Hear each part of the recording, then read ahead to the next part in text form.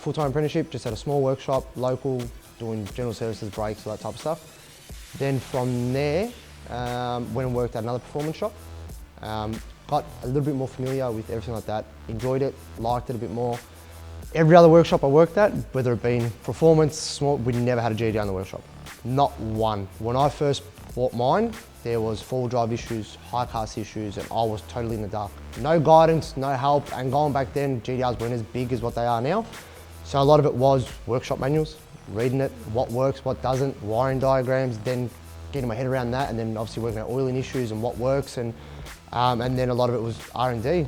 The biggest difference with teaching yourself how to work on a GDR, not necessarily work on them, but understand them, is when a customer comes in and tells me they want a specific setup, I've got my personal experience to say, this will work for you, or this won't work for you.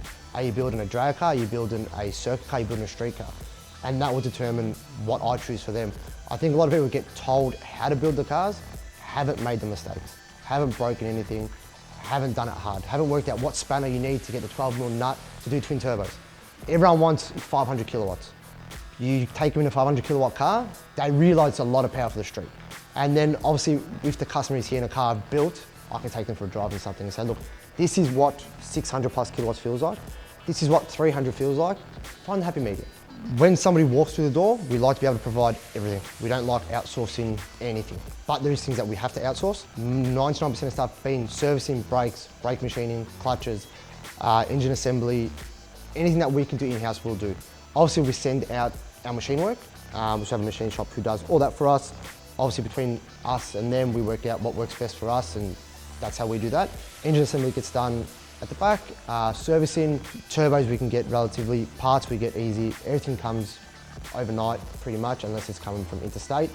But there's not much we can't do in-house. Obviously our tuning's outsourced. I haven't got a dyno at this point. It might not look like it, we don't just specialise in GDRs. We do Silvias, Supras, do V8s, Alice 1 turbos. We've got an El Camino here at the moment, it's a 383. We try and offer, our service to everybody. We don't want to be stuck to one specific car, just because, not that it's gonna run out, we just like to be able to do everything. Look at Jake's R33 GDR, that came to us already built with a 2.6, making 620 odd kilowatt.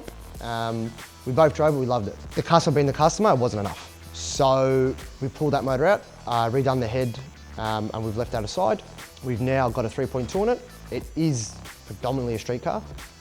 It will get raced just to see what we can get out of it. But overall it will be driven not as a daily, but it'll be a weekender. Precision turbo, Hypertune exhaust manifold, Hypertune intake manifold, Hypertune intercooler. So it's got the full catalogue on there pretty much. It's even got rock covers. It's a Nitto 3.2 bottom end. It's a full CNC head, a AI fuel system in it with their triple Walbro intake. It's got an Astra power steering pump on it. It's got a sequential OS 88 sequential, 6-speed. We've got Arthur's R32 GDR. He brought that to us, dead bone stock, airbox, the whole lot. Came to me and said, look, I've seen Andrew's write-ups, I'd like the setup. Can we replicate something relatively quick?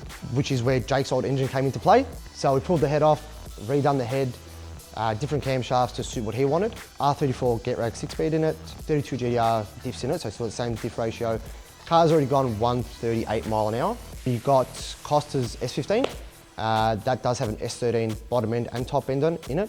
3076 GDX.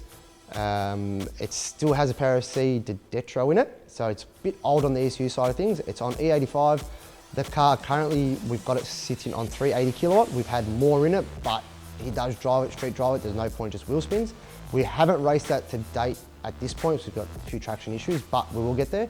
My personal 32 GDR, once in, that motor probably got built 7 years ago, so it's quite old. The combo in it is very old. It's, yeah, sort of is what it is. It's very, very big on a budget build. It's even still got an N1 oil pump in it.